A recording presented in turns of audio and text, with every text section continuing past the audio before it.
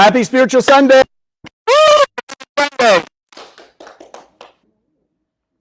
Are you taking what you learn here? We'll talk a little more today, as we always do, but the point of what we're learning here is how you can look out at the world. Yes, it's about our own transformation, and yes, it's about making our life better, but the whole system of Kabbalah, okay, which we will get into, is how we can understand, how you can look at the world and see really what's going on, not be caught up in the world. Oh, here, Wisconsin. Okay. Hi, Robert from Wisconsin.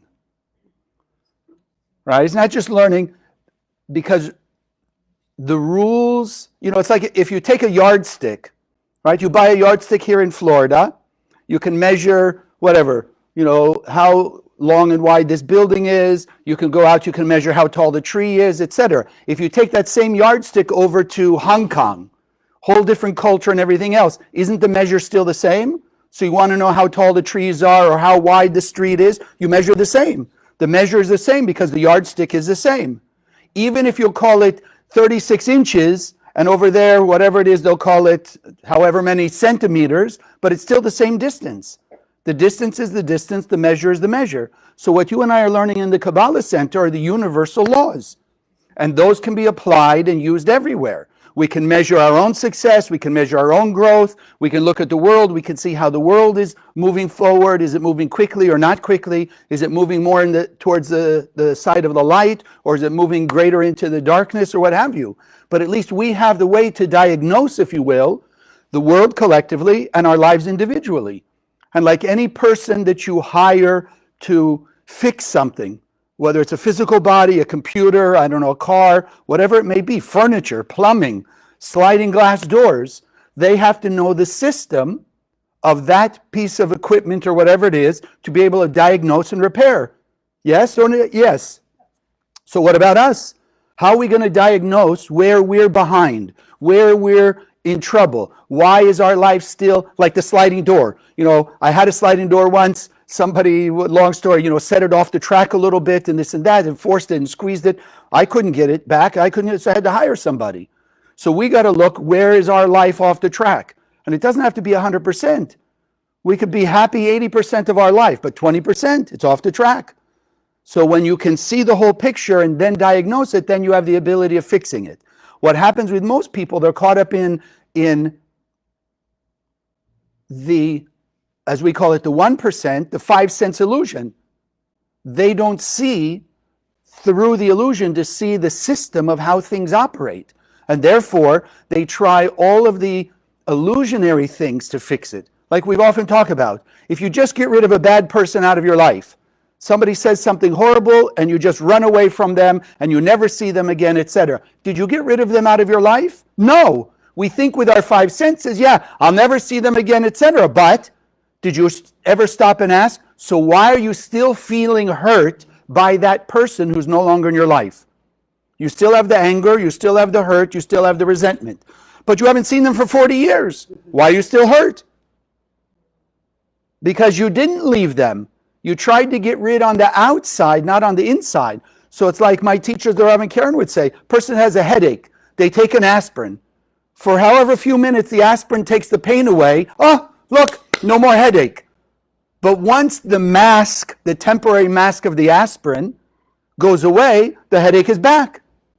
In life, what happens when that pain comes back, the opponent in our head makes us think it's a whole different situation, right? We threw that bad person out who said something nasty.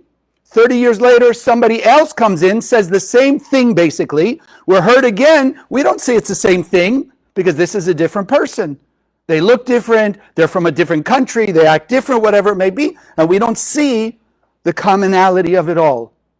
What you and I are learning here in the center is how to see the one common factor, which is me, you in your life, but also the big picture, how the system operates. And therefore, we can change our life for the better. So let's get started, and as we start, because we're going to get into a little more of that, so let's start with our affirmation. Yes. For those of you online with us, because we want to be able to constantly open our heart and our mind to a new way of thinking, a new way of perceiving life, because once we do, then we can really change it. So let's say it together. Consciousness is everything. I raise my consciousness today to see the miracles and wonders of life. I commit myself to behave with greater love, compassion, and kindness towards all human beings. So we want to open our heart to that, because we all have some kind of hurt or animosity towards somebody. So the more we constantly awaken inside of us, no, I need, for my own benefit, to have greater love, compassion, and kindness towards all people, the more peaceful my own life will be. So let me start like this, because I've been doing this 35 years and it just came up recently. So I figure it's a good time either to remind us, those of you who think you know or may have heard it before, and to awaken a new awareness for those of you who haven't. So the old misconstrued idea, people will tell you, Kabbalah is Jewish mysticism. I want to tell you, it may be mystical, but it's not Jewish. It is not Jewish. And that's what I'd like to get in and discuss this a little bit, because what the power of the Kabbalah Center is, the first and foremost thing, when they say it's mysticism, what does mysticism mean? It's the word mystery. You read a good mystery novel. What would happen if in the beginning you already see who did it? The rest of the novel will be worthless. Why read it? The fun almost is the mystery until they uncover at the end. Now it's no longer a mystery. You know who did it.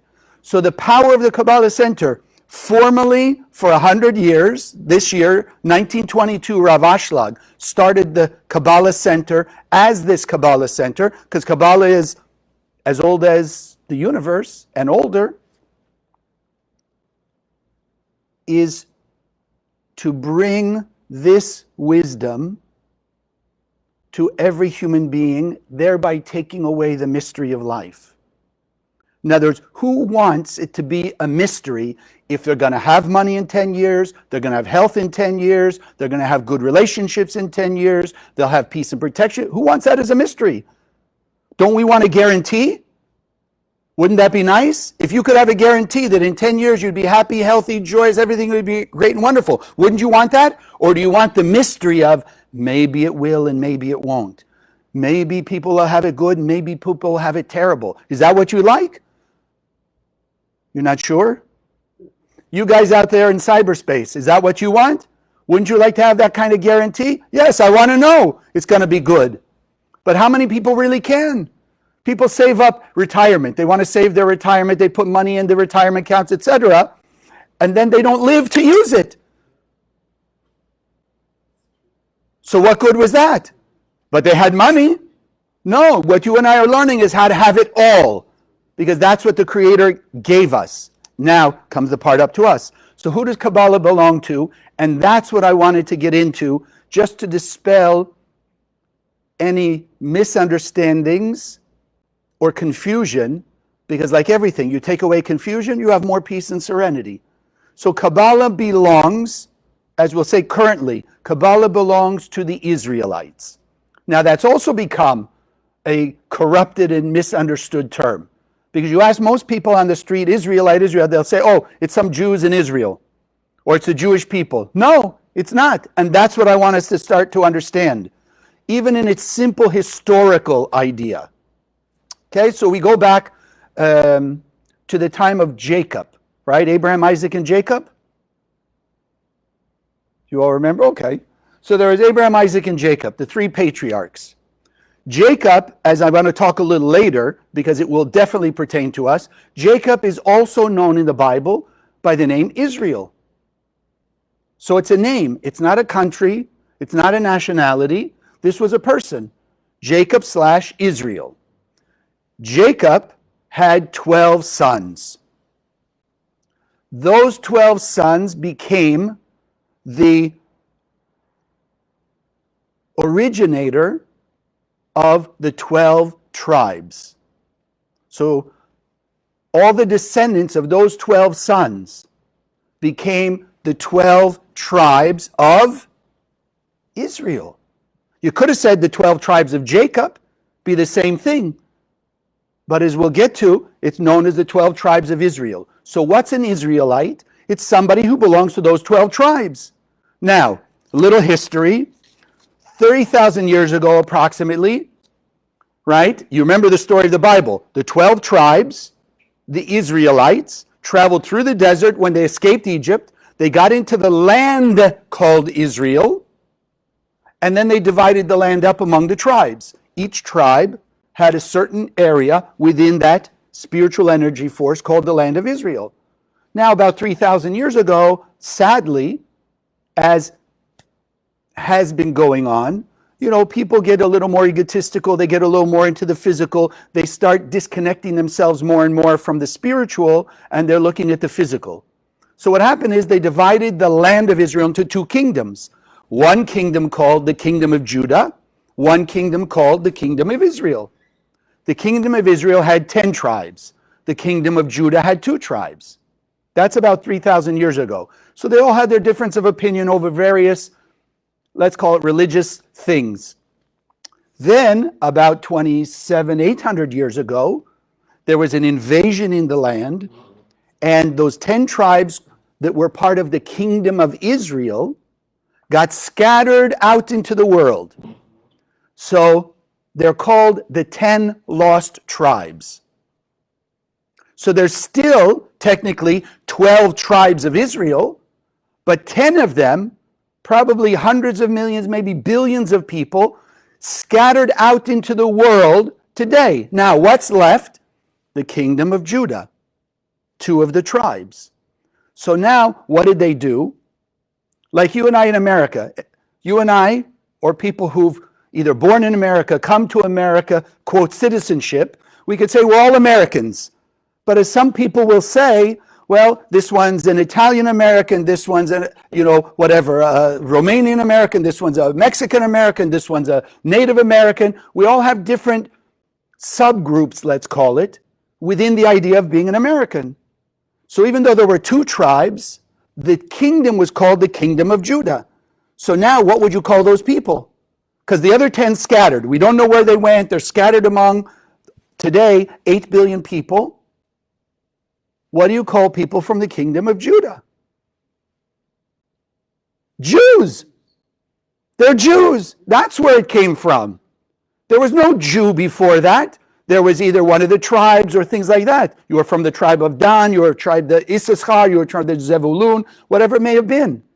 But now that it's scattered, so they took the 2 that they could still sort of keep the ancestry of, and they called them, those are the Jews.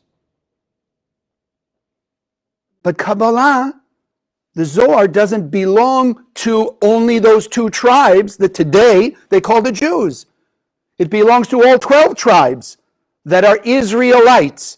So if you're sitting here and you're a Christian or a Buddhist or a Hindu or even the Jews, Muslim, whatever, the Jainists, Zoroastrian, atheist, you could be an Israelite. It's not contradictory. Since I started 35 years ago, we have a lot of, quote, non-Jews in the center, but I would consider them all Israelites because we have to bring back those 10 tribes. If you're going to reunite the full energy, there has to be everybody together. The 12 tribes have to be reunited. And I'm not sure in this world today how many people out of the 8 billion, no matter what your background, culture, language, etc., I'm not sure how many actually are not Israelites. Because you go back to the simple story of the Bible, God promised Jacob all of his descendants from the 12 tribes would be like the stars in the sky, like the grains of sand on the beach. So it can't just be whatever it is, the 20 million Jews in the world, and that's it. That's why the center has always been open. What's the purpose of the center?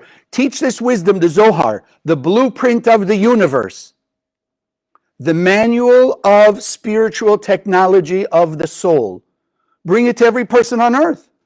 Because let's start with the simplest idea. Why? Why do you and I, in our level, and why are there people out there causing all kinds of havoc? Why? Because they're happy with themselves? Because they're feeling fulfilled and joyous? Why do people out there create havoc in whatever way? Why do you and I? Why do you scream at your family and friends sometimes? Why do you lose your temper? Why do you scream at people on the street? Why do you get angry in the supermarket? Why? Because you're happy? You're fulfilled? You're enjoying life? No, in those moments you're feeling empty. I have a lack. And therefore, to get out my frustration, we just scream out or let it out or blow the steam, right, at whoever, whatever in front of us.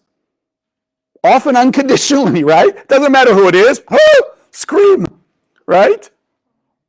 You get it? That's it. So people out there are the same thing. Because they are not living into their capability, which is complete peace and harmony, joy, so they will act out, as we call it, various levels. Minor, like you and me. Major, like the people out there, I don't know, robbing and beating people up and all of that stuff. It's only a matter of degree. It's nothing different. The same way, what's in our soul is a piece of the Creator. What's in their soul, piece of the Creator. 100% full, we're 100% full. Our job is let it out. So the point of the center is to give this wisdom to every human being on earth so that they will be able to act in such a way to start bringing all the pieces of the souls that belong to the one into unity. Why do you have well, let's not go there, okay, because some families aren't going to do it. Whatever sports team you think of, and I know there's the World Cup is going on or something like that, what would happen if the people, the teammates on one team, or pick your sport, started to fight with each other, which often we see. If teammates are fighting with each other, does the team play well? No, they're going to lose. Even if one person is the greatest of that sport on earth, one person out of the 5 or 7 or 9 or 11 or 13, whatever it is, the team is not going to win. They have to work together. Each one has to play their part. So on a spiritual level, that's it. The purpose of the center is bring all the Israelite souls into unity so that they can remove pain, suffering, and death from the world. Because once you take the space out, right? Haven't you ever had an issue like that with somebody? Even a very dear loved one. Something, and now you say, there's space between us. But it's not just space. It's not physical space. It's a metaphysical space. But when person says that, there's space between us, does it mean filled with good, love, kindness, compassion, all of that? No! It means the space is hurt, anger, jealousy, judgment, animosity. Yes? So it's like a dark space. And as long as there's a dark space, what exists in the darkness? Anger, jealousy, fear, etc. And then the actions of that. Thievery, rape, robbery, greed, avarice, all that stuff. Even in your and I level. A little impatience, a little ignoring, a little turning the cold shoulder, things like that. That's still space. And in that space is where our chaos is empowered. You want to take away the chaos of your life and have what the Creator filled your soul with? Got to take away the space. And again, it doesn't mean physically. It doesn't mean you have to hang out with every person on earth or everyone in your life. But you got to remove the spiritual, metaphysical space. How do you do that? Take the darkness away. Extend the light of your soul. So that's what we want to get to. So what is an Israelite in today's terms? Because again, all over the world, I'm sure, as I would look at it, could be billions. Maybe 80%, 90% of the world is technically an Israelite. Maybe 100%. Maybe at this point, everybody is descendant from those 12 tribes. Because the 12 tribes, as we call Israelite, those are the ones, let's start like this. Those are the ones, it's interesting, I made a note. You know, like we say, there's 10 lost tribes. And so people are trying to find out, so to speak, what their lineage is. And I was just thinking about it as I was preparing these notes. In the last few years, because when I was growing up, nobody was really doing this. But it's only the last few years, all of a sudden you got all these people popping up, all these places where you can find out your ancestry. Where did your ancestors come from through your DNA and this and this? Why? Why suddenly the interest? Right? 50 years ago, how come people didn't care in the same way, like where their ancestors came from? But now all of a sudden, why? Because as the world is getting closer, because metaphysically, there's no 24,000 mile around Earth. Everything now, as they say it, global. Global means on one level, there's no space. Let's call it even physical space, so to speak, between us. What happens in Boca affects all of the world. What goes on over in the Amazon jungle affects all the world. Because everyone is like, shoulder to shoulder, metaphysically. So as we get there, people want to find out, where are they from? Which tribe are they from? So we want to understand now, on a spiritual level, what is an Israelite? So let's start like this. One, an Israelite, as we would say, one who wants to make the world a better place. That's it. And takes the Zohar as the blueprint. It's got to be a blueprint. Yes, there are many Bibles out there. I'm not here to say, and the Kabbalah doesn't say all of those holy books that belong to, quote, religions are not holy books or are not true. No, the opposite. The Zohar is the master blueprint, and you can use whatever analogy you want. And let me throw a couple out real quick. Symphony. You ever seen a symphony? Not that I'm a big attendee, but I know the concept. So you have, 50 or 100 different instruments. Each of those instruments, and please forgive me, what do they call it? The wind section, the what's the other one? The string section. What's the other one? The brass. Okay, so each of those groups, they have their own piece of music from the entire symphony, right? The brass only needs the pieces of the brass, the strings only need the strings, but the conductor has the whole sheet music so that he or she can conduct and unite all those different pieces into harmony. So the symphony sounds great and people enjoy it. Imagine what would happen if the conductor has one set of music and the string section has their own set that's in a different symphony than the what do you call it? The wind and the this and that. It sounds horrible. A general contractor has a master set of blueprints from the architect. But if you're the concrete contractor, you only need the concrete part with the rebar, reinforcement steel, and this, that, and the other thing. If you're a plumber, you only need that, etc. So the same thing, all the holy books are like those pieces. The Zohar is the entire blueprint, the sum total, if you will, of all those holy books and from where they all come from. Which is why if you're looking at it now Kabbalistically, you understand whatever religion you grew up in, whatever holy book you'll read, better.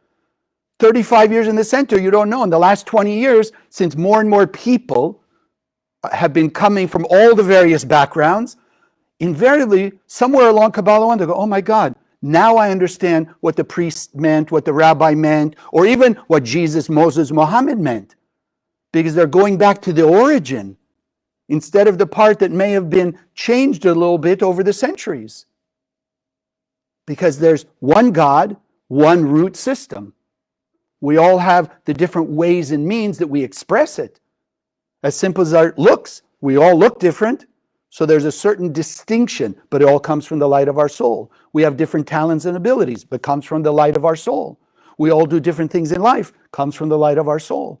So the operating system of the soul is what Kabbalah is. That's what an Israelite is. So one wants to bring peace and harmony to the world, get rid of all the chaos, pain, and suffering. How do you do that? One accepts the concept of mind over matter, cause and effect. That what I do goes out in the universe and will come back to me equally.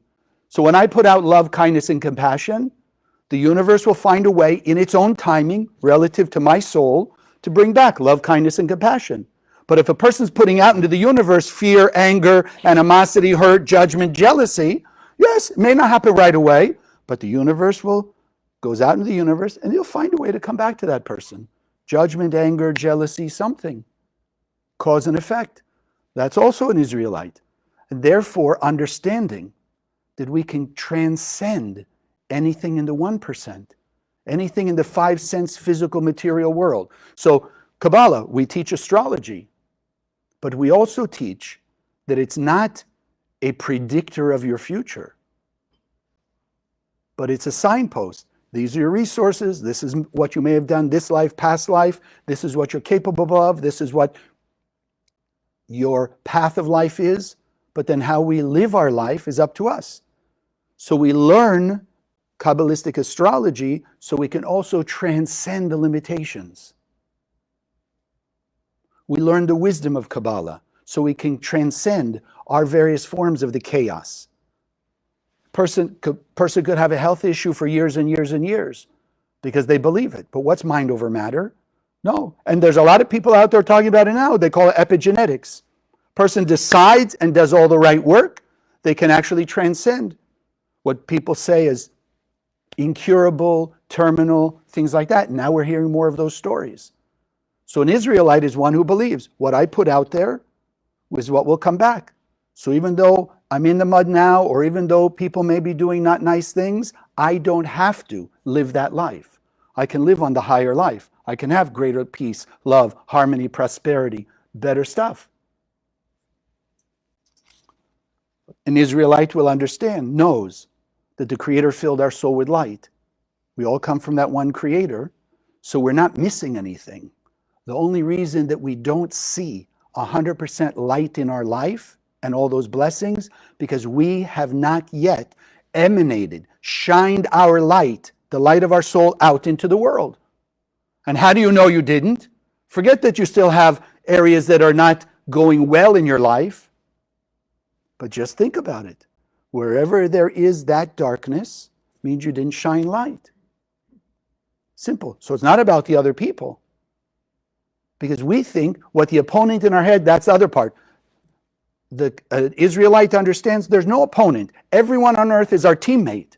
If we're fighting with a teammate, ultimately we're losing. Understands there's only one opponent. The opponent is that negative, limiting, egotistical, self-centered, doubting thought in our head. Parasite. You can't do this. Look what they're doing. And what does it try and do? Somebody does something you don't like, and you start to be triggered with a little hurt, animosity, something, anger. So what often are people's response?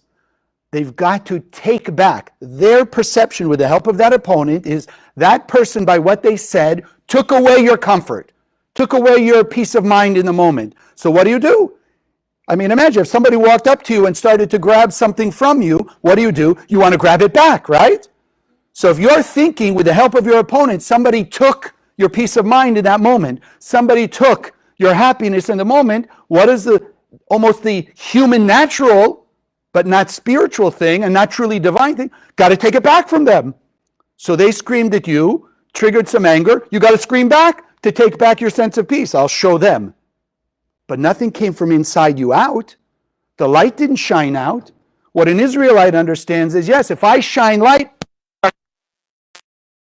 try and take from them, like we teach from Kabbalah 1, instant gratification, but only temporary fulfillment, like the aspirin. The headache will go away for a while, but when the aspirin goes through the system, it wears off. Headache back. That's why you and I can look back on our life and see a repetitive pattern of challenges. Bad relationships, bad business, trouble in this and that, health issues, whatever. It's the same thing over and over again, just a different disguise. Looks like this person, looks like that area, looks over there, things like that. That's the illusion. And a reminder, who's the common factor? Everything that happens to you since you've been born in this lifetime, who's the only common factor in all of it? You. You, after you left your parents' house, let's say, it's not really them. You follow after you push those people away or left a job or moved to another country or moved whatever it is. Can't be them anymore, but people will tend to attract the same person, the same situation, just a different costume, a different disguise. That's what you and I are learning to see. That's the Israelite mind over matter. It's not about what's out there. It's about what's from in here out. The one soul and the unity of all people. And I often go back, and for me it's a good reminder, so I share it out loud with you. Even the Bible. in its simplest, literal sense, says there is only one human being on earth.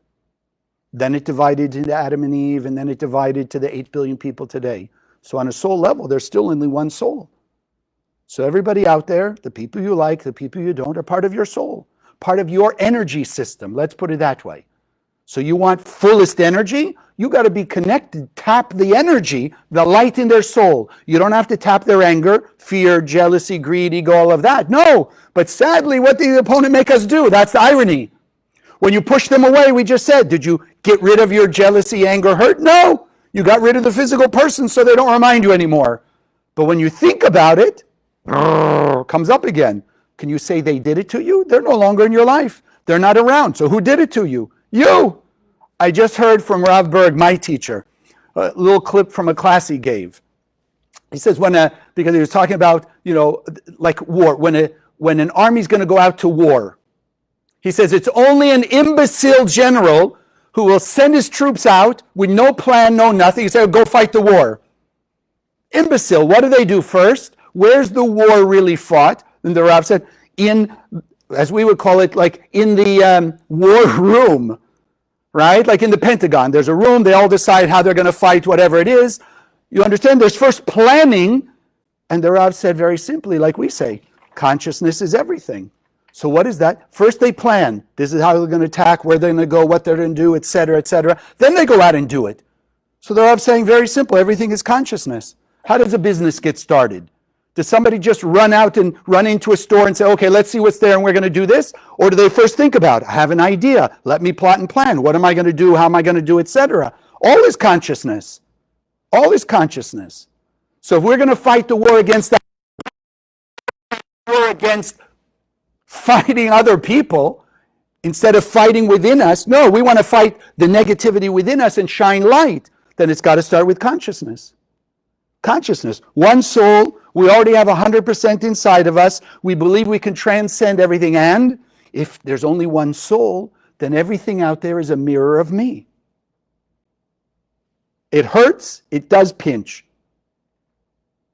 But once you accept it, you can change your life transcendent over anyone and anything. Because the light inside you is where your source of fulfillment is. So in spite of what they do, you let the light out, you win. Your world is brighter and you're protected from them. Light and darkness can't sit in the same space, but darkness and darkness can. So when we're sending light, we are now protected from other people's negativity. Whether they're within our environment or somewhere around the world. Doesn't matter, because energy is energy. We want to be connected in our energy system to the essence of the Creator inside every person. And we can do that just by sending light, thinking, I'm beaming light from my soul out to all those people. Make it that simple. Make it that simple. Now, we also have other technology. We do every week a meditation on one of the 72 names, which we're going to do, things like that. But I also, and then we have the cosmic windows, various events, new moon, etc. Those are things all part of the system. To be an Israelite, in case you're thinking it, doesn't mean you have to do it all. But start doing things, start understanding the system, applying the system, and then grow. Progress is the key. If you keep moving forward, eventually you get to the finish line. You stop somewhere along the line, you're not going to get there.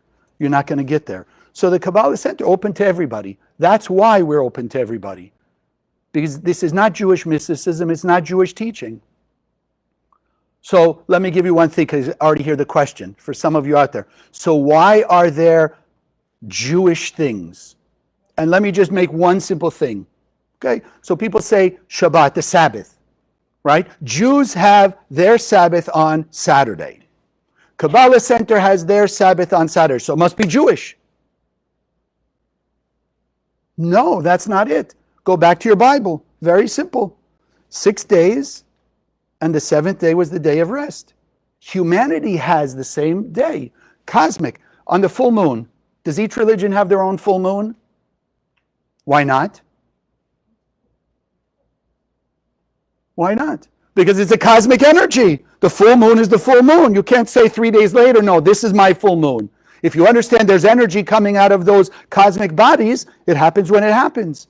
So the Kabbalistic teacher, and I checked, I didn't I didn't look along, but you'll tell me, every religion that I've heard of, I know for sure Judaism and Christianity, there are groups in both of them that keep Saturday. I'm sure there's some Muslims and Jainists and other people like that that also keep Saturday, feel Saturday is that day. Okay, so there are cosmic windows. Now, those holy books, because I don't want to forget that part, they all look like, if you look with your Kabbalistic eyes, you'll see the Kabbalistic understanding, right? And what does it all come down to ultimately? Love your neighbor as yourself. Sadly, and I've heard in 35 years, I've heard from probably every group that some of the leaders of these various different groups will interpret love your neighbor as yourself as people of your same religion.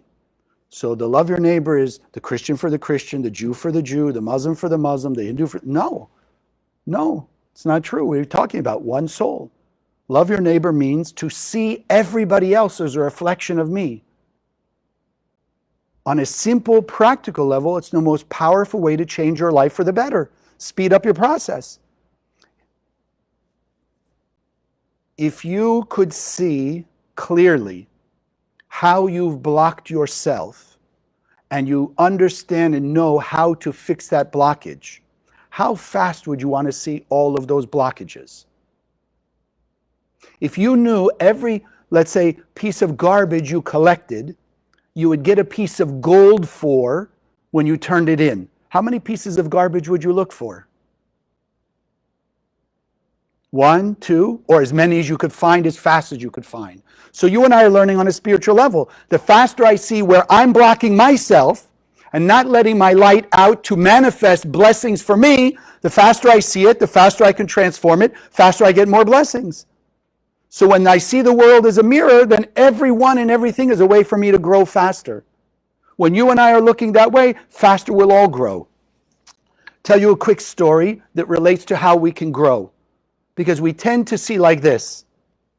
So there's the story of Jacob, right? We said in the beginning here, Jacob became named Israel, right? You read the Bible, it says at a certain point, God told Jacob, your name is no longer Jacob, be Israel. The Kabbalists say because he elevated to a higher level. You and I right now, when you look in the mirror, you're not 100% of your potential, but let's say at 100%, your name, your energy is called Israel, meaning that energy of 100%.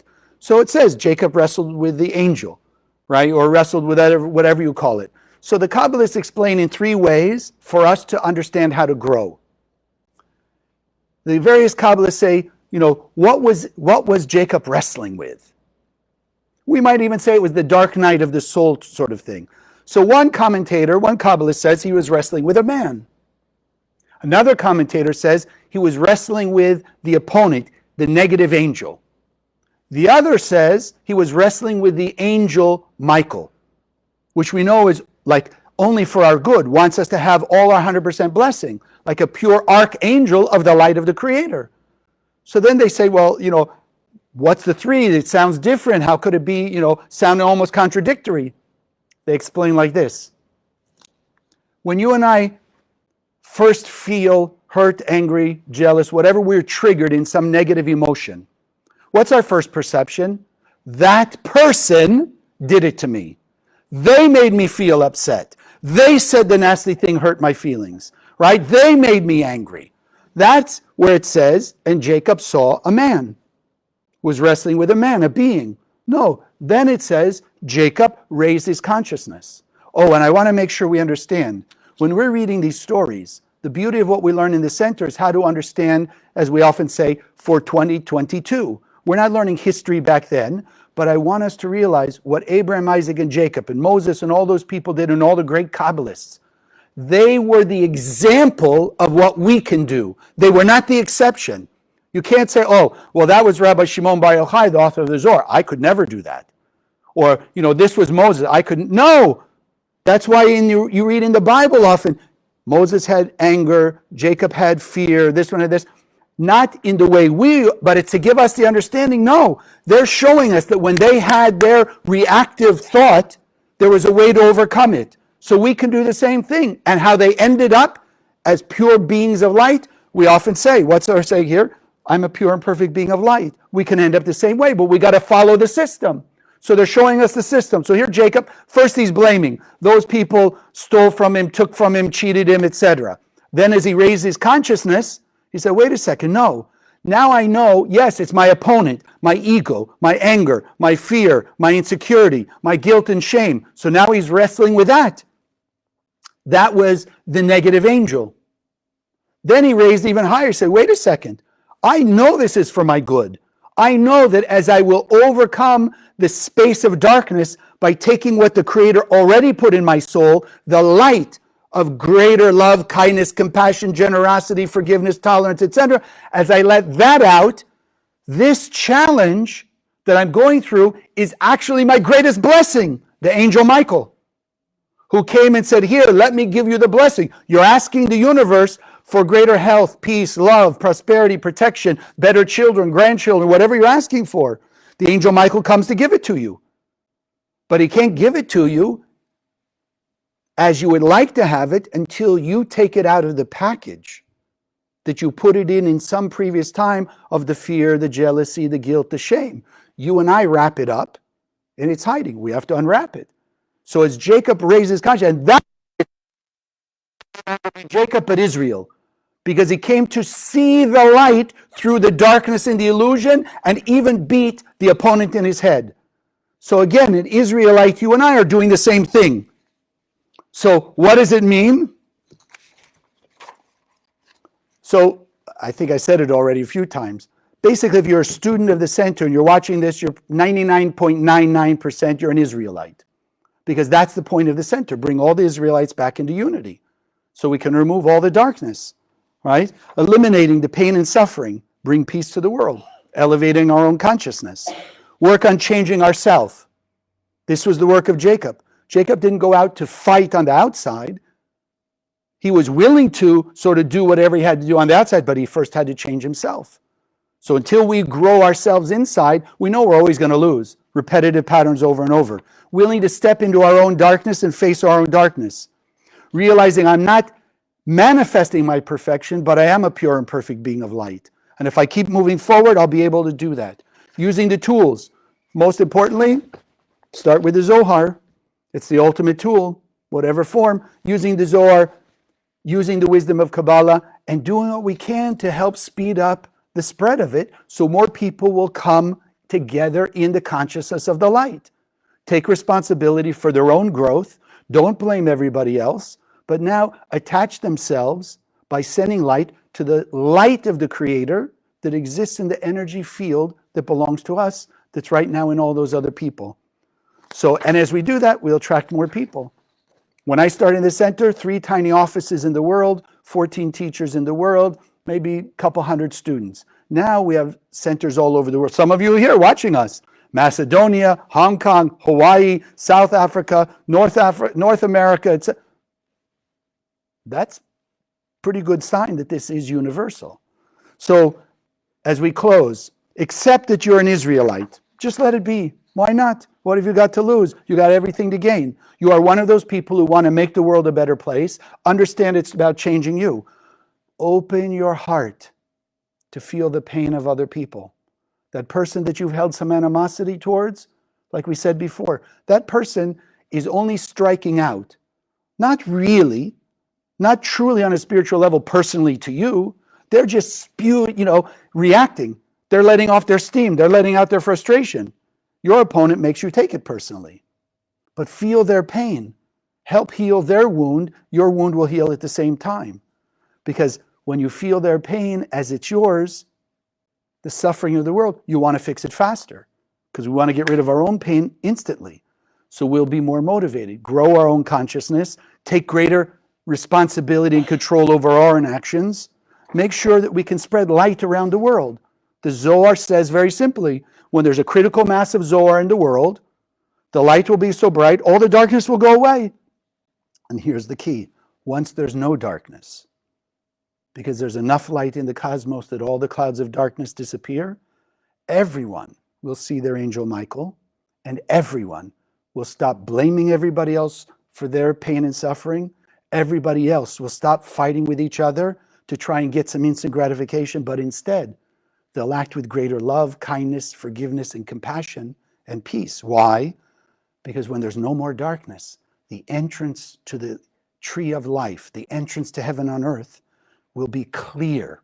Everybody will see it, and will also see that the only way that anyone can enter into heaven on earth is when everybody enters into heaven on earth. God bless. We can't, now you have another idea of what our mission.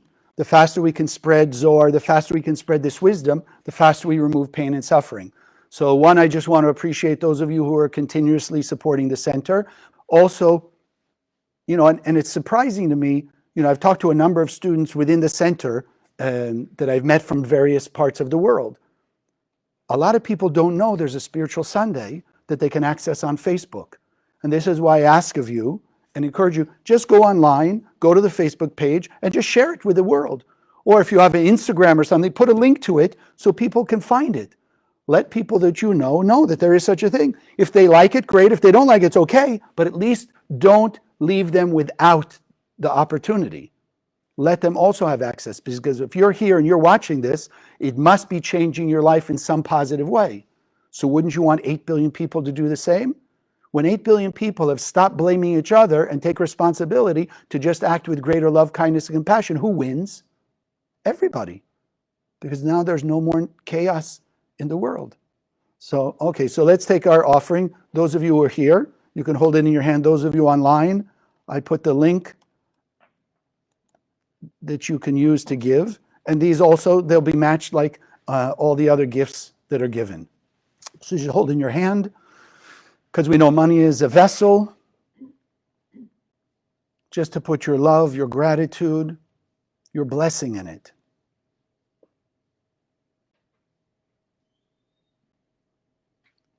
With a higher realization as of today that your fullest vital energy system is not only you and in you, but it extends out.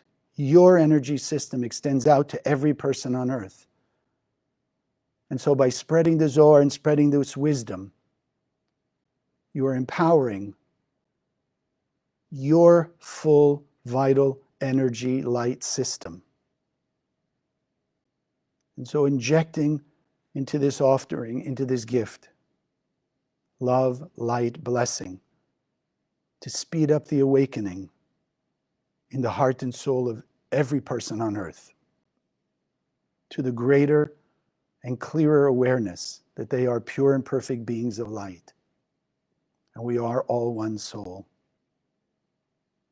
And we know the more that we do, whatever we put out in the cosmos comes back to us. So the more generous we are, the more generous the universe is to us. The more light we put out, the more light comes back to us. And we give thanks, and together we say, Amen. Also, for those of you who would like to know, maybe you have some particular questions on this particular topic, Israelite versus a Jew, Christian, Muslim, whatever, you're welcome to messenger me. We can arrange a one-on-one so we can talk more specifically and also privately if you would like to. So let's do, as we do, a meditation on one of the 72 names. So I chose this one today. Those of you who are newer, the Hebrew letters are just particles or conduits of the light of the Creator. They shine light. Eyes are the window to the soul. So as you're just looking at them, the shapes radiate the unique frequency of energy. In this case, they're called Mem, Nun, Kaf, Kuf, Mem, Nun, Kuf. It will radiate the energy to awaken a greater acceptance of responsibility for our life, and therefore the empowerment to be able to defeat our opponent, the negative voice and parasite in our head, and not fight our own teammates. To be accountable for our actions, accepting responsibility for our own spiritual growth, elevation, and transformation. Mem, Nun, Kuf. Okay? Just let them be engraved in your mind's eye. And now if I can ask you, sit comfortably in your chair, hands on the lap, feet flat on the floor. Taking in a few deep breaths, breathing in through the nose. Hold the breath for a moment. Exhale through your mouth.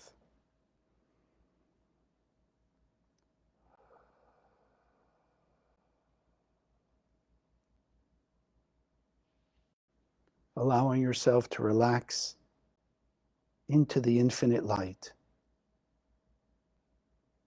Feeling the comfort, the warmth, and the embrace. That pure white light of the Creator. Unconditional love, peace, and harmony.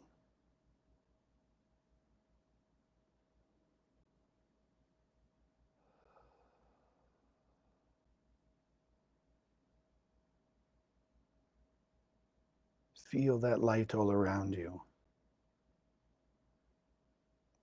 Open your heart and soul to allow more light to be awakened inside you and shining out from you. And so now we'll meditate, we'll envision Mem, Nun, Kuf. See it above your head. See the beam of light from the endless world shining down through these portals. Mem, Nun, Kuf. See them radiating. Feel the warmth and the vibration of unconditional love that shines from them.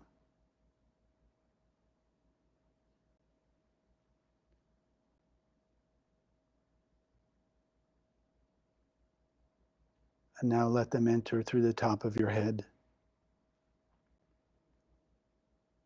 activating the pure light that's inside you, that your thoughts are focused on love, kindness, compassion, that the limiting, opposing thoughts dissipate as darkness is dispelled in the face of light. And let these energy forces of light, Mem, Nun, Kuf, travel through your body, from head, through your body, torso, arms, continuing down,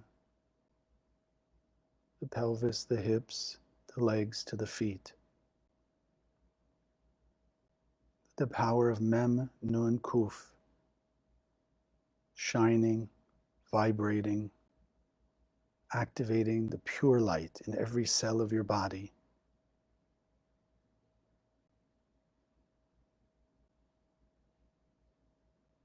Removing the various blockages that have held you in any form of chaos.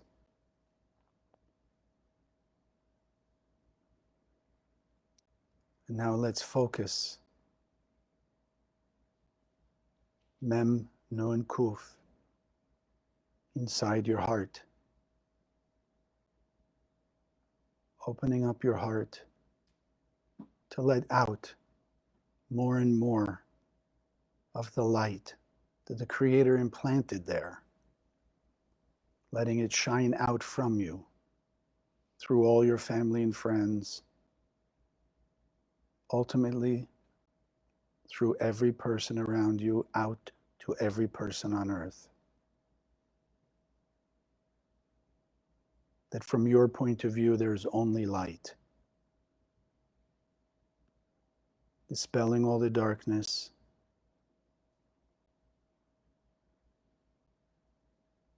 transforming any dark space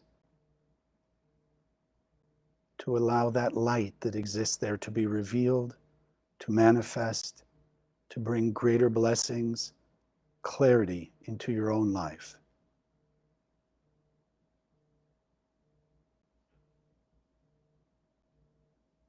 See the world surrounded in light, people See their aura, pure light, happiness, joy, serenity. And let's see together in unity, everyone operating with love your neighbor as yourself, by accepting responsibility for everything they've ever done that's brought them to the place they are now.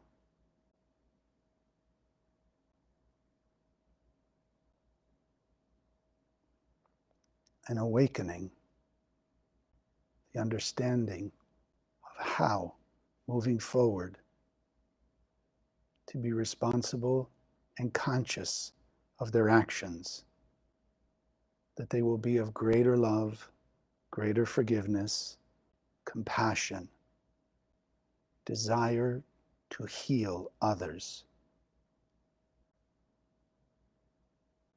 taking away simultaneously our own spiritual wounds and helping to heal everybody's spiritual wounds.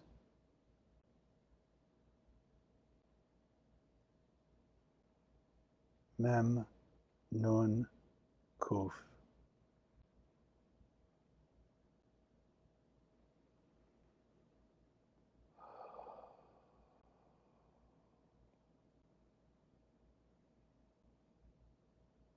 Being conscious of the new feeling, the new vibration inside you.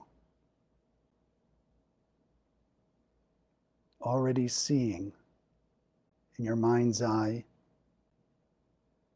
in your mirror, a brighter you, happier you, more loving, more light extending, unconditionally you.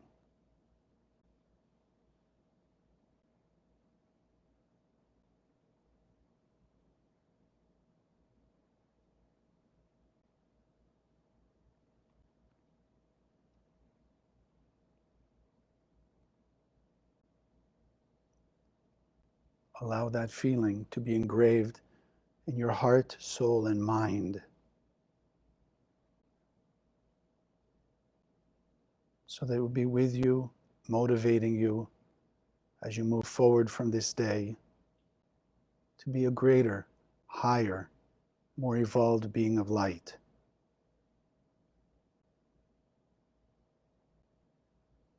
Making the world a brighter, more loving, and peaceful place.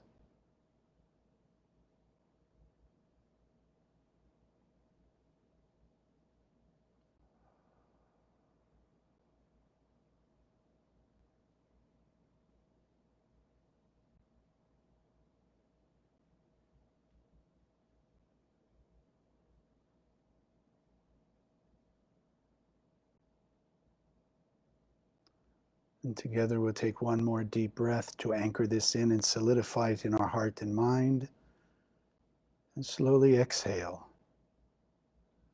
and open your eyes.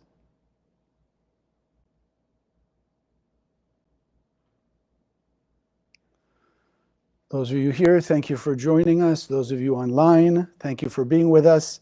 And again, please let me know your transformation, also your questions.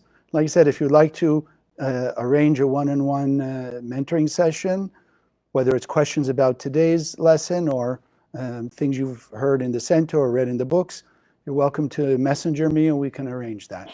God bless, have a great week, and look forward to seeing you next week. Thank you for joining us.